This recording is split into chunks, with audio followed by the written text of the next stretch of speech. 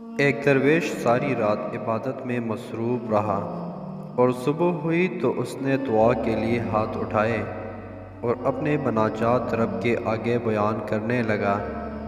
عیب سے آواز آئی کہ تیری دعا قبول نہیں ہوگی، اس لیے تو اپنا وقت برباد نہ کر۔ اگلی رات وہ درویش پھر ساری رات عبادت میں مشغول رہا اور صبح کے وقت پہلے دن کی طرح دعا میں مشغول ہو گیا۔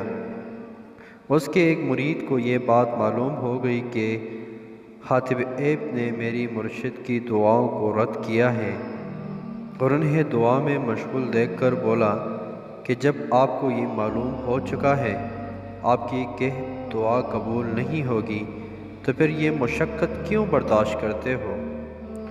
اس درویش نے جب اپنے اس مرید کی یہ بات سنی تو آنکھوں سے آنسو جاری ہو گئے اور وہ گلگیر آواز میں بولے کہ تو ٹھیک کہتا ہے کہ مجھے دھتکار دیا گیا ہے، لیکن میں کیا کروں کہ بارگاہ الہی کے سوا میرا اور کوئی ٹھکانہ نہیں، اور اگر اللہ نے مجھے سے اپنی نظریں پھیر لی تو یہ حال نہ کر کہ میں کسی اور در پر چلا جاؤں گا۔